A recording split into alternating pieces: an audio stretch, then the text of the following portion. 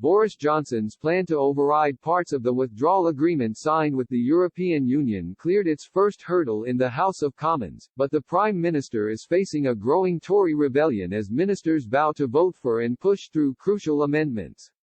MPs voted to give the Internal Market Bill, which Brussels has warned the UK to scrap by the end of this month, a second reading by 340 to 263, a government majority of 77. Two Tory MPs, Sir Roger Gale and Andrew Percy, voted against the bill, while 30 did not cast a vote at all. The full list of abstentions were, Stuart Andrew, Crispin Blunt, Karen Bradley, Graham Brady, Rahman Chishti, Christopher Chope, Geoffrey Cox, Jackie Doyle-Price, Tobias Elwood, Liam Fox, George Freeman, Richard Graham, Stephen Hammond, Oliver Heald, James Heapy, Damian Hines, Simon Hoare, Sajid Javid, Edward Lee, Jack Lopresti, Tim Lawton, Theresa May, Bob Neill, Owen Patterson, Julian Smith, Ben Spencer, John Stevenson, Gary Streeter, Charles Walker, Jeremy Wright.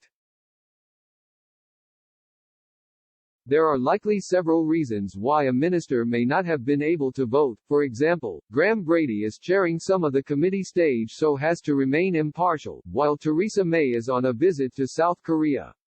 But the significance of the abstentions will ring true to the Prime Minister as they included his former Chancellor Sajid Javid, former Attorney Generals Geoffrey Cox and Jeremy Wright, as well as two former Northern Ireland Secretaries, Karen Bradley and Julian Smith. Ministers will now begin detailed line-by-line scrutiny of the bill in the Commons on Tuesday, with votes expected on amendments to the Northern Ireland provisions that a number of Tories are threatening to support.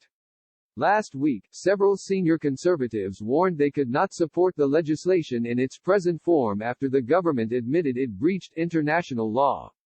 Veteran backbencher Sir Roger acknowledged he was in a tiny minority of Conservatives in voting against the bill but predicted others could rebel when the Commons comes to consider the amendments which have been tabled.